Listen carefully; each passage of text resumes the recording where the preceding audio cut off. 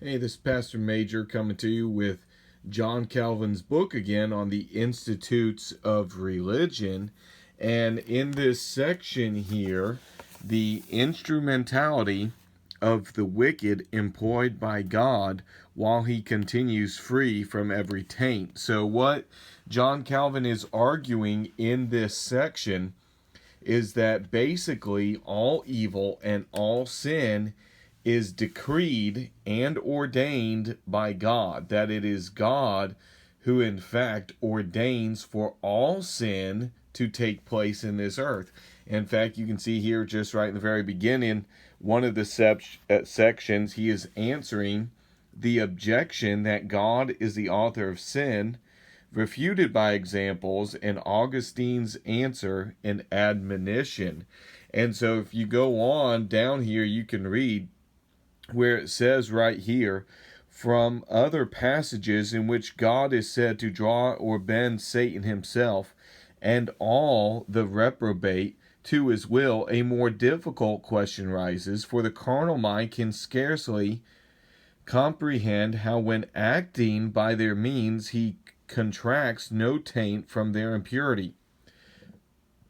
Know how in a common operation he is exempt from all guilt and can justly condemn his own ministers. And so people that would do wicked, evil things, he is teaching are the ministers of God, that God has ordained the very wicked things that they would do. And so you just turn over here, I'll just give you a few excerpts from this section.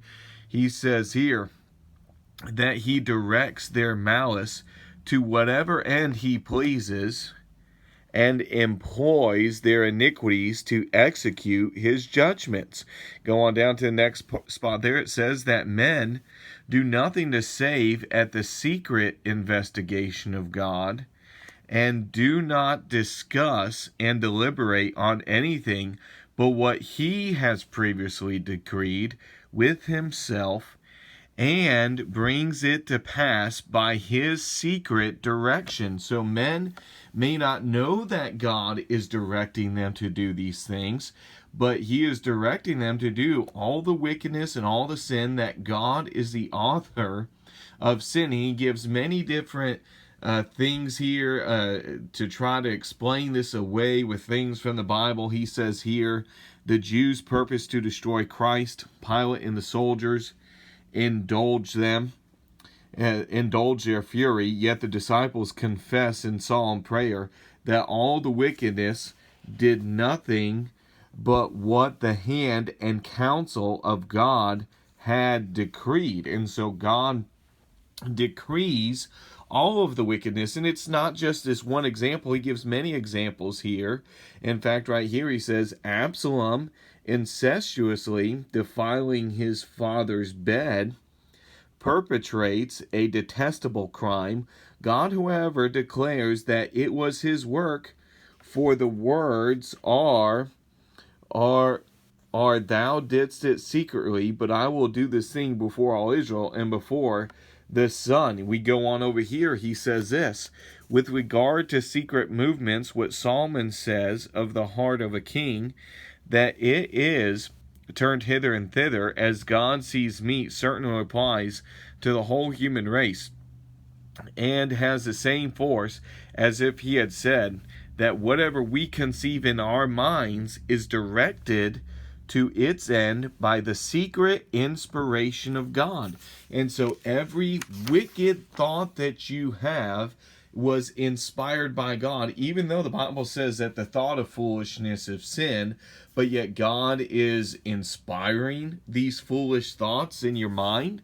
And if we go over here to this section, he says this, if God not only uses the agency of the wicked, but also governs their counsel and affections, he is the author of all their sins, and therefore men, in executing what God has decreed, are unjustly condemned because they are obeying his will. And so that is the argument there that he's arguing against, that they're just condemned unjustly because it is God who also governs their counsels and affections. He goes on down here, he says this, How these things which men do perversely are of God, and are ruled by secret providence, is strikingly shown in the election of King Jeroboam. And so there you have it.